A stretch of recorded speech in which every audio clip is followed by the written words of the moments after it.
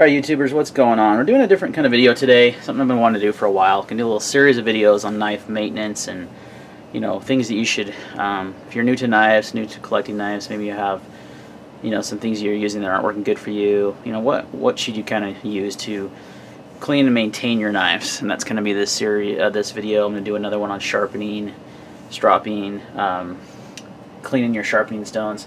Got a few things planned for this, so we'll just kind of take it as we go. But this is one thing that I get a lot of questions about. You know, what kind of lubricant do you use? What kind of tools you use? You know, how do you take your knives apart, etc. So we're going to go over that. I've got 3 different types of knives here in front of you. And again, these are all high-end knives, but this will work with any kind of knife really. But I show these because some of these are taken apart differently and require different tools. So, but one thing that you're going to want, first of all, let's move these out of the way, is some sort of mat. I just moved the camera. Jeez. Tekmats work really well. Shout out to Tekmat. Guys that do 3V gear and such do Tekmats as well. They send me Tekmats all the time. So big shout out to them. This is one of their newer ones. These work really well for knife maintenance and cleaning, also for gun cleaning. I also use this Chris Reeve. You see this a lot in my videos. I use it as a background, but I also use it as a cleaning and maintenance for my Chris Reeves knives. It's going to have really high quality leather. I'm not going to hurt the surface of your knives or anything. So you want some kind of good mat or something like that. So we're going to put that Tekmat down, I think, just for this video. Actually, no, the Chris Reeve is going to be a little bit easier on the eyes, I think. What's going on? All right. Okay, so first thing you want to get is some sort of mat. Now, the next thing you want to do is you want to clean out if you want to clean out your knives, you know, before you're going to disassemble. I don't always recommend disassembling knives. A lot of times you don't have to do that. You can, like a Chris Reeve though, they encourage you to do that. This knife is built, comes with the tools, everything you need, comes with grease, comes with LocTite. These new Incosis do, and they come with everything you need to take these knives apart and maintain them. That's one thing I really love about Chris Reeve knives. Some companies, Spyderco, don't like you to take their knives apart, and they used to avoid the warranty. They've since changed that, which is nice. A Hinderer knife. Something you can usually take apart with regular Torx screws, but you do have this spanner bit, and I'll go over that here in a minute. So you're going to have different types of knives that are going to require different types. You don't always have to take them apart to maintain them. Sometimes the pivots aren't really easy to work with. Sometimes they have complicated mechanisms. So how do you clean them? Well, one of the best things you can get is that. Ultra Duster. I'm just kidding. It's just compressed air. And you can get this at Walmart, you know, store, any kind of place. It's used for cleaning keyboards. It works really well. You can get with this straw thing here. You can get in there and really clean out lots of dust and grime. And a lot of times, that's all you need to do is just take some spray, clean it out with some compressed air, and put some oil in it. I'm going to show you some nano oil. This is we'll go over lubricants in a minute, but put some oil in the pivot. You know, some on the detent ball. The detent, where the detent ball sits, you're typically good to go. Okay, you don't necessarily always have to disassemble a knife. Another thing I like to do, I like to clean blades. Like I just used this Jaros here to open up some packages. Got some tape all over it, and the edge was all nasty and tape, you know, all over it. So what did I do? Well, simple, easy thing you can buy for super cheap. Any store is rubbing alcohol and a good cloth. I use the Chris Reeve cloths because I have like 10 of them. Kaiser includes cloths with their knives now. I love when companies do that. And that is, you just take a little bit of rubbing alcohol, put it on there, and it'll clean up your blade in no time. It's awesome. Another thing I use to clean is, and I'm kind of bummed about this because I just found out this company is out of business, so I hesitate to even show you this stuff. But I believe Blade HQ and places still have them. It's called Aegis Solutions. This is like the OG bottle too, man. This is when they first came out and we're selling this, and I've had this bottle for that long. You can see it's getting low. It was everyday knife care, coats and protects your knife with corrosion inhibitors. So you spray it on the blade, you rub it in, and you wipe it off. AegisSolutionsKnifeCare.com was their website. It's no longer there, which is a total bummer. In fact, I actually know the guy he lives in Utah, the guy that started this, and I'd like to chat with him why he, you know, maybe things weren't going well for his business or something. But it's really good stuff. It works as good as a cleaner, and it also acts well as obviously to prevent rust if you live in a humid environment, or maybe you're working with a rust prone steel like 1095 or something. You want to put some of that on there. So that's what I use. I use rubbing alcohol and I use my Aegis Solutions. So that's how I clean the blades, just the blades themselves.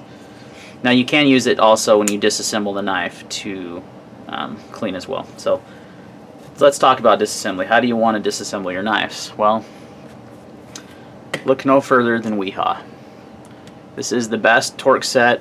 I mean any Wiha. This is just one example of a Torx set, but any Wiha Torx set is going to be the best. They don't buy the Husky. I've had those. I've had the Walmart, or not the Husky, the Lowe's brand. They are cheap. They will strip screws. With Torx, you got to be very careful, especially T6. I've had this driver for many years. That's just a T6 driver. You can buy this on Amazon. I'll link in the description where you can buy a lot of this stuff. I've had that one for years, and then I was actually won this in a contest, which is great because this is awesome. It's a full set of Torx, and it has a little, where is this guy? See, I've got the Hinderer bit in there right now. I'll explain that in a minute.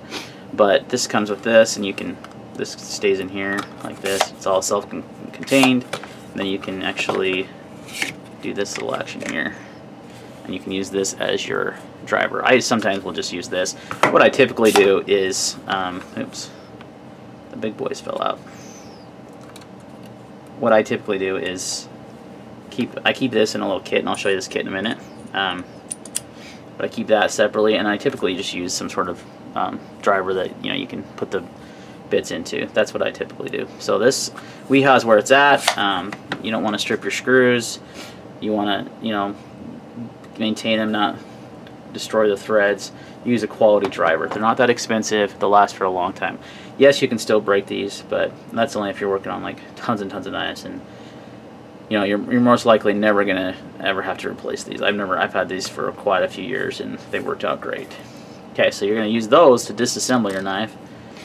Another great thing to have is blue LocTite. This is Thread Locker Blue, same thing as LocTite. I don't know if it's the same brand, but once you get those screws loose and you want to put the knife back together, you want to put a little bit of this on each threads. This is not permanent. It's not red. I don't recommend it. This is the one I prefer.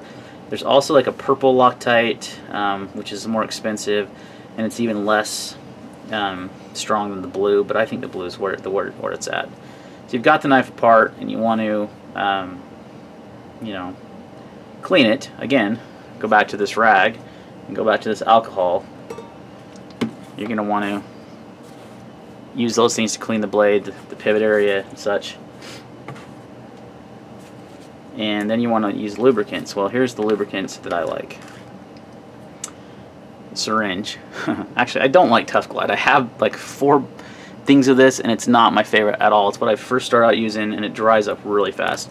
The absolute best is nano oil. This is 10 weight. This is what I recommend. You can get these on eBay. GP Knives started selling nano oil, so that's nice. When you buy a knife from GP Knives, you can throw some nano oil in there. It'll last you a long time. I've got 2 things of this. I keep one here in my little workshop area where I work on knives a lot. Then I also keep one in my EDC kit in case I have to do something to one of my knives in the field. So I've got some nano oil there, and we'll go over this kit here in a second. The other thing that I really like is the CRK grease, the fluorinated grease. I've actually got some in a syringe here, so I can get into very small, tight places with it. I prefer the CRK grease on knives with washers, and I can show you a actual example of this grease. Sorry, bud. Just scared my dog. Let me get it out of this. Sure, I have some in here somewhere. There we go. It comes with every Reeve knife you get, which is great, but you can also purchase it from them directly. I prefer that on knives with washers. All my CRKs. I like it with manual knives and maybe not flippers, and with washers I prefer the CRK. For flippers, absolutely nano oil. No doubt about it. The best stuff there is. It only takes like 1 drop. Put a little drop on the detamp ball, and I'll do like a instructional video on a knife as well, just to kind of show you what I'm talking about. But I wanted to go over all this stuff first in one video. But I prefer that with washers, this for bearings. So and then you can put it in like a little syringe like this and get into really tight spots without having to disassemble the knife, because it's not always the best idea to disassemble a knife, honestly. It's kind of a misconception in the industry. Sometimes you can just, like I mentioned earlier, clean out some compressed air and put some oil in there and you're good to go. So that's coming from a couple custom knife makers that I've heard say that as well. So I take their knowledge really seriously because they make knives for a living. So those are the kind of the things I use. Now I'll show you this little EDC kit I have. This has more than just knife maintenance stuff, but this whole side kind of here has always been dedicated to knife maintenance. I've got the Wiha bit here, and I've got this little bit here. Now this is not the official Hinderer bit, but it works perfectly. It's magnetic, and I got it off of Amazon, I believe. So I could keep that in there. Show you guys what it is. It's a number 10 bit. I don't remember what this is called. I'll have to try to find the link, put it in the description. But it works really well for Hinderer knives, and actually works for Strider as well if you have Striders. I keep that in there. I keep a thing of nano oil. I keep a Allen wrench for CRKs. This is the one that fits all the CRKs. I keep a less expensive Torx bit. Now you're going to say, well, you just told me to only use Wiha. Well, I don't know that Wiha, and maybe they make one. If you know one, that'd be great. If they make one this size, I got this Kershaw one, and it actually works really well. And it has multiple bit, has all the bits, and they fit in the handle, as you can see here. And typically, this is going to be fine. Oh, there's two more in there. There we go. They're kind of stuck. You even got like a regular flathead screwdriver bit. You got your different bits there, plus your one here. And I use this one in the field. Now, it's not as high quality as the Wiha. It is good. I think it's better quality than the Husky and those kind of. That's what I used to use. But it's, again, not the highest quality as Wiha. But one of the problems that you run into, and the reason why you need Wiha drivers, is because manufacturers put red LocTite. They over-torque. I don't know if they over-torque, but they over-tighten screws. And I like to do my home maintenance and use my tools, and then I like to leave them, you know, snug, but not so snug that you're going to strip a screw. So using a tool like this in the field will be acceptable, even though it's not a Wiha. I would like to replace it with Wiha bits, and I was really hoping that these would fit, but they're obviously too big for that little guy. So something that I'm trying to even improve myself is to get more of these bits, and then I could just carry this in there, but it's just a little bulkier. This is nice and small, and it carries all the bits in one. This is just a Husky regular screwdriver for like eyeglasses, stuff like that. It has lots of small bits. And I keep a Sharpie in case you got a little bit of lock stick. You can put that on the lock face. And there's lots of other uses for EDC for that. But this is kind of like my, oh, and then I keep a cloth back here as well. I keep a, this is the Kaiser one. You can see it's been used. So you have something on you in the field. So I've got everything I need to basically maintain my knives.